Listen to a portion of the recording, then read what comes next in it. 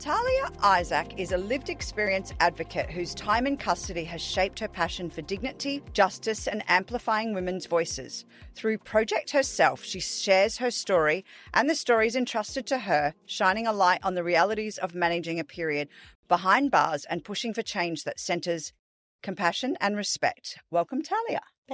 Thanks for having me. We always start our podcasts with the question of would you rather? Oh, gosh. Would you rather bleed through your bedding or ask somebody for period products? Oh, gosh. I think now I would rather ask somebody for period products because I don't want to do extra washing because I have kids. And would you have rathered when you were not so healed? No, I wouldn't have never had the confidence to ask anybody for help for anything, let alone period products. And that has to do with your worthiness, right? Yeah. And my ability to love myself and feel confident asking for what I need. Because, I guess I never really had that before I came out of prison. Yeah, right. So let's start that conversation. Yeah. Where did you grow up? I grew up on the north side of Brisbane in a small town, Bribie Island.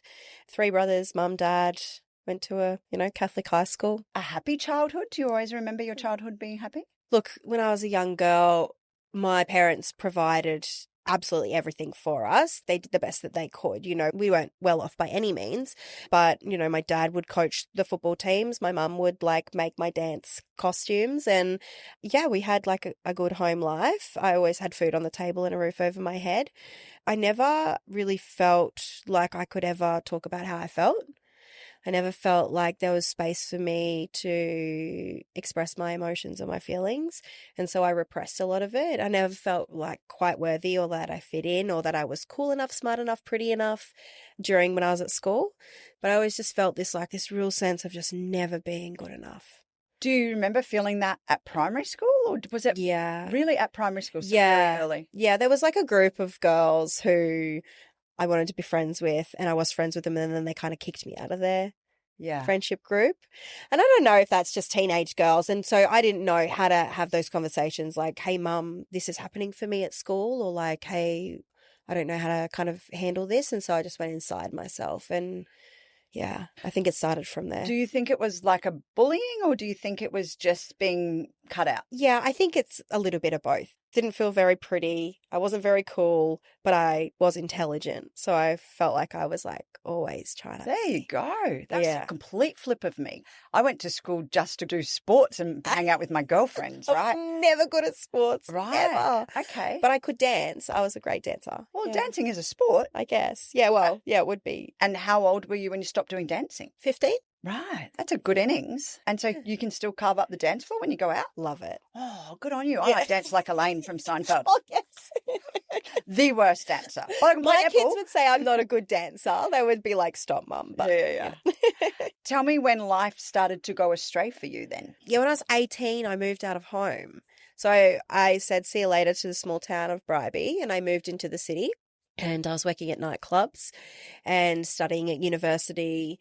What were you studying at university? Bachelor of Business, major in public relations. Oh. Yeah. So I've got half a degree in public relations and a full degree in human resource management in business. I was, studying and working in nightclubs and then I started to dabble in, the pills and the cocaine. Because that was open to you in the nightclubs? Yeah. We were going to festivals. It was back in the, early kind of 2000s where festivals were in their heyday, and we were having pills when we go to festivals and it was nothing that was super troubling to me. It was taking risks and I felt like I could reinvent myself and I moved into the city and, kind of felt cool for the first time in my life. And then, the pills and the coke obviously opened the door to more risky behavior. When you were given a pill or the cocaine for the first time, were you living with other people that were new friends when you came to Brisbane? I think it was just people that I knew in the club. Yeah, right. So people who would come to the nightclub, but that kind of risky behavior didn't feel like it was maladaptive behavior. It just felt like normal 18-year-old exploring the world kind of stuff. But I guess what happened was it opened the door for me to feel like other things weren't as risky. So when I was offered an ice pipe for the first time, it didn't feel like it was that much of a leap, from snorting coke or taking pills to smoking this other stuff. What would be the risk, you know?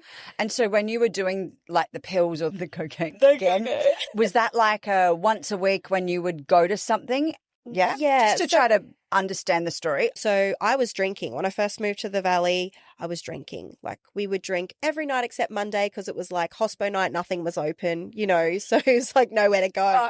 So that was our night off. Yeah. But we were just young people. And so I guess the drinking started and then the recreational drug use started and then, the ice started. But when the ice started, it was like this perfect storm, like a time in my life. Like, so, I talked to you about not being able to communicate how I felt about things or never feeling worthy. So I had a relationship breakdown and then spiraled. Not good enough, not worthy enough. No one loves me. I'm not lovable. And then that coincided with me being handed an ice pipe for the first time. And it was like this perfect escape. What was happening with your studying? Studying was hard to manage. And so, I eventually left uni. And what about your parents? Could they see the difference or did you just stay away from them? I just stayed away. Yeah. The drinking and stuff and the recreational drug use never really interfered with my relationships. But it was when I started smoking like the speed and the ice on a daily basis. So like for the first time I ever had a pipe, it was like every day from there. And so how did you pay for it? It was just supplied from the people that I was hanging around. The mama in me says when somebody's giving you something, they're wanting something back from you in return. What were you giving up? My time, my presence, I guess like, thinking about it back then, it would start off as just being like we would party for like a week and then I started going on like drug deals with people and seeing like that side of the world. And like that side of the world is like, the men who control it always feel like they need to have someone with them when they're doing it. And so that was me. That was what I would do. So whether that is for entertainment or if it's for like someone to take the fall, probably that never happened. But, I think about all of the things that could be going through their head. And that's probably what it was about. Starting with ice and daily use, how did that see you into prison? So I used for like 10 years and my use it varied throughout that time, obviously. So there would be periods of time where I was really chaotic, using every day, not working, not eating, not sleeping. I'd drop a heap of weight. I would get psychosis. And then I would move back to my parents' house and kind of dry out for a month. And did they know that you were on drugs? When you were drying out? Yeah, I mean, they had their suspicions, but again, it's like we had that family culture of like, we didn't talk about things, and they were always of the opinion like, well, I'm going to make the choices that I want to make anyways. And what they have to do is just provide somewhere loving and safe for me to land if I need them. So that's what they did. And what happened was it just ended up becoming my place that I would go once everything fell apart. And then I'd get it together again and then I'd leave. That was like some of the using. And then the other part of the using was I was working. I had really good jobs and I was working. Went to work every day, smoked ice in the toilets at work. What kind of work were you doing? I work for financial institutions. I work for like local government. Wow. Yeah. Because you're smart, right? Yeah. And when I was using, I was able to kind of keep up appearances and I wasn't what people would really automatically assume to be like a drug addict. And so it gave me like this cover or like this sense of like, I could get away with it. Yeah. So then I would keep doing it. Wow. And it wasn't a problem because at least I had a job. Yeah. Yeah. So were you paying for it by that stage? Sometimes. And then most of the time I had a boyfriend who was selling it. And then how it escalated to me going to prison was that I was in a violent relationship. My partner at the time, who was supplying me with the drugs, was pretty violent towards me. And I had a job. And then I started missing work, obviously, like, don't go to work. I want you to stay with me today. Would fight with me, or I would be assaulted and then I would have a bruise and then I couldn't go to work, or he'd make me leave work early. So I became really unreliable at my job. So I ended up leaving that job, and then that left me with nothing, like, no autonomy. I stopped paying my rent. I had to move out of the house I was living in and moved in with him. And then we had a huge fight one night, and he hit me pretty badly. And so I fled in my car, and I was sleeping in my car, and I thought, what am I going to do now? I don't have a job. I don't have anywhere to live. How old were you by that stage? 26.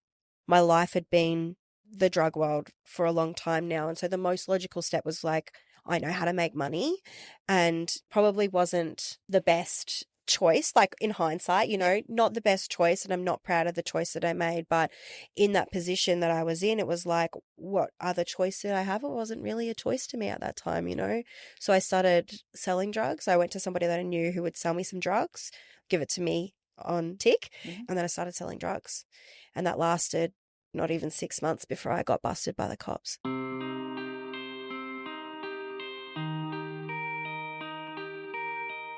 They pulled me over. I was so reckless.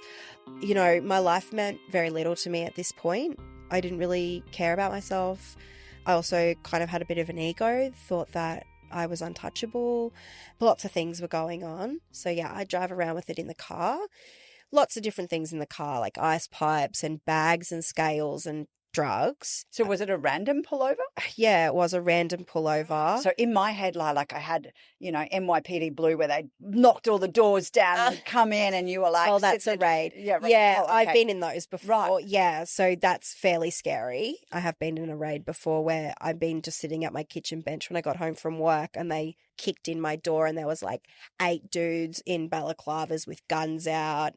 And they were the police? And it was the police, yeah. And you think, oh my God, I'm getting kidnapped or something, but it's the police raiding you. But the time that I got busted, yeah, I was in my car. It was a random pullover, and they breathalyzed me. And so I had a lot of drugs just sitting in the console. And when they pulled me over, I put them down my pants. And I thought, if they search the car, they're not going to find anything, that's gone. And then they pulled me over, they breathalyzed me. I haven't been drinking, but then they drug tested me, and the drug test gave them grounds to search my car. They searched the car and they found a bag of drugs.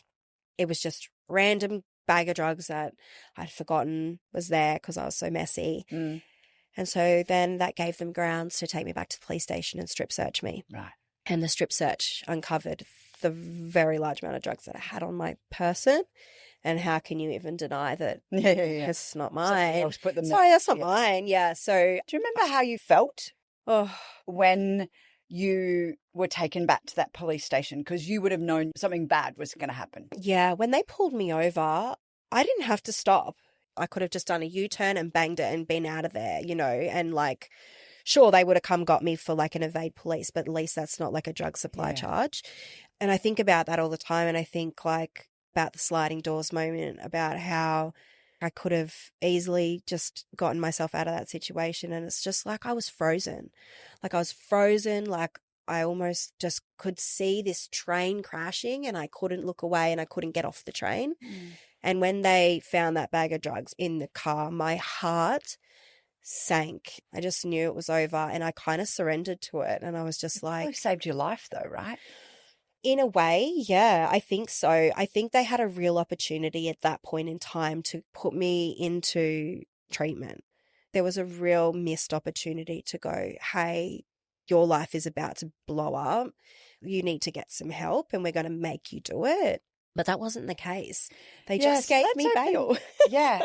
Oh, they gave you bail? They gave me bail. How much drugs did you have on you? I had an ounce on me. I don't know what that means. It's a commercial supply charge. Right. So it's a pretty serious charge. Street value, if you were to buy an ounce, I think you're looking at back in those days, it's like $7,500.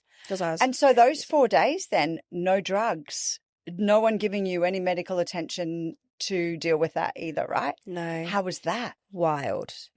When I was in the watch house, I remember that I just come onto my period, and I remember just like having toilet paper, and I didn't have any undies on, and I just had toilet paper rolled up in my tights, and I stunk, and there was no showers, and you couldn't brush your teeth, and they would give you cold food in like styrofoam boxes.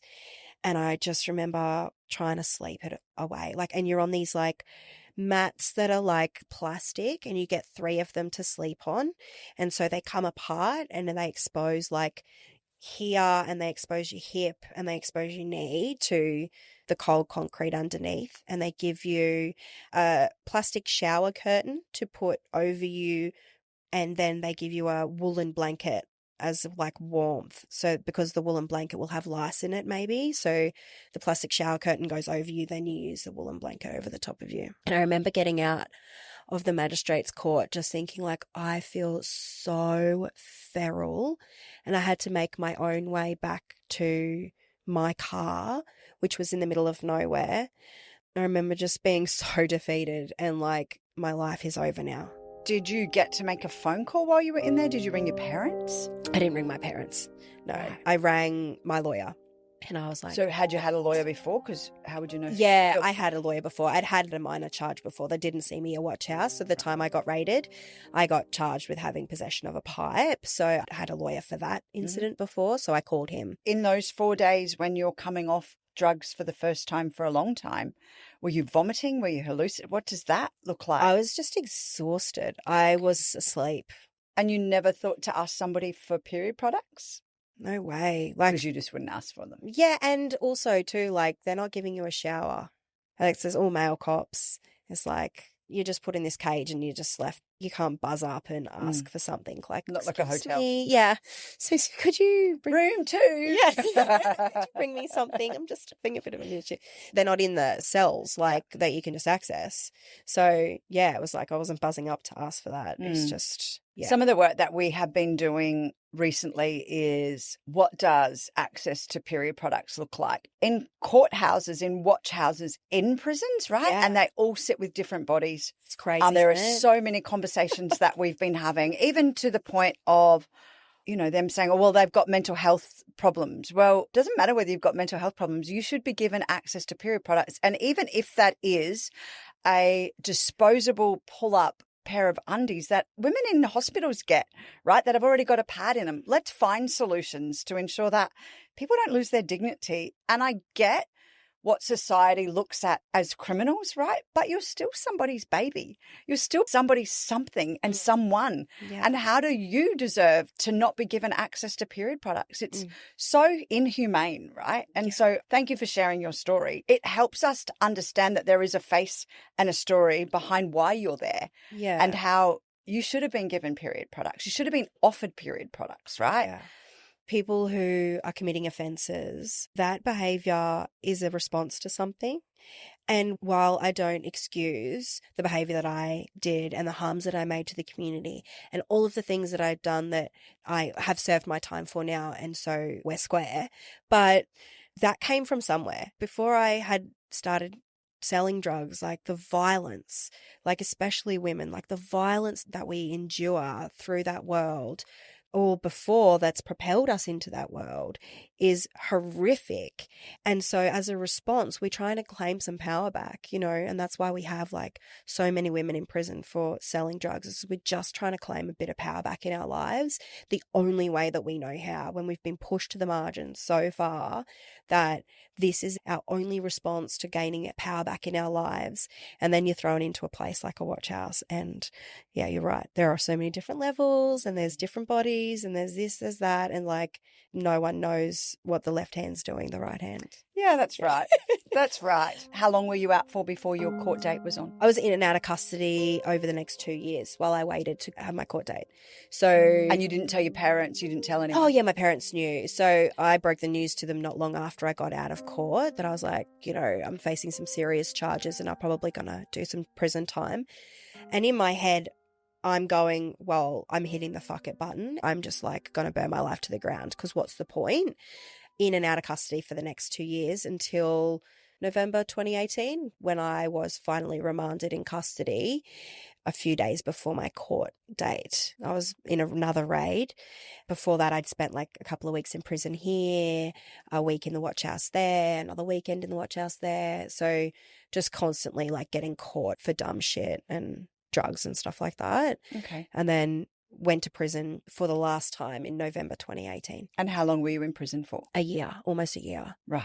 I got released with time served, but I got a 2-year head sentence for pleading guilty to all of the offences. Mm-hmm. If you could explain prison to the listeners, how would you explain that? Prison is hard. You lose absolutely every single ability to make a decision that you could imagine. You cannot make a decision about anything. You don't decide when you eat. You don't decide when you go to bed or go into your room. You don't get to decide when you get to make a phone call. You don't get to decide what you wear. Our understanding is that there are accessible period products in all prisons. Was that the case for you? Yeah, so the prisons do provide period products in the units. So there's 2 types of units. So there's a secure unit. You have your own individual cells that have a shower and a toilet inside of them.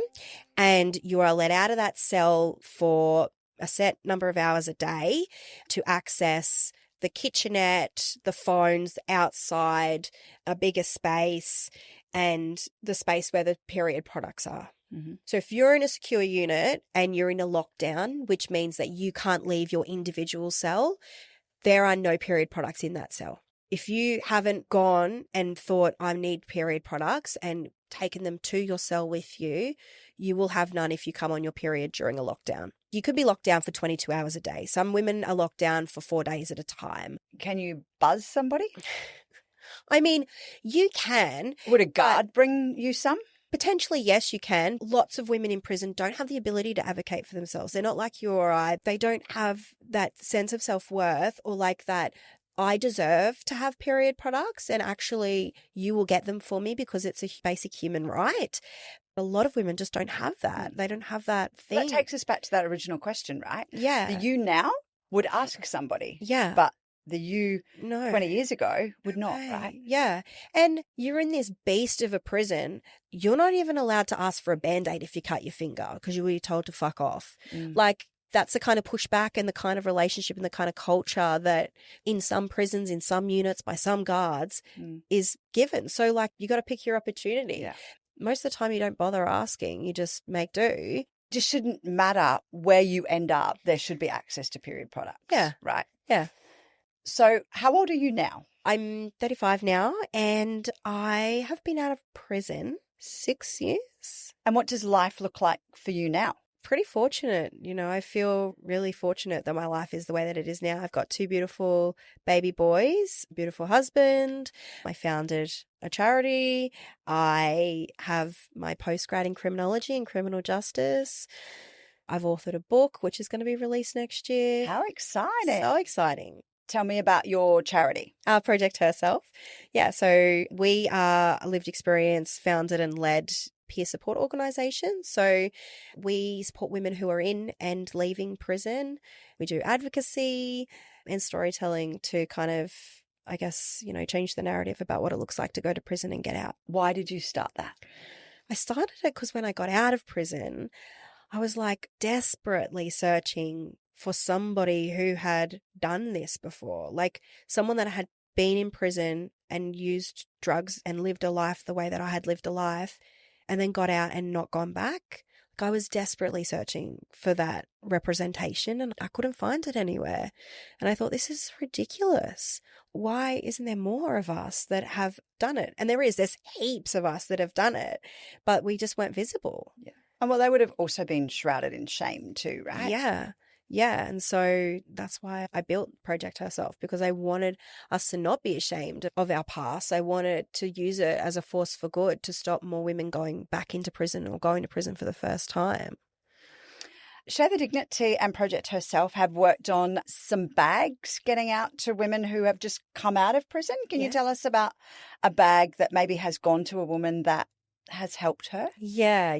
It's such an incredible partnership and I'm just like so grateful that Share the Dignity supported us to be able to provide bags to the women leaving towns for women's prison.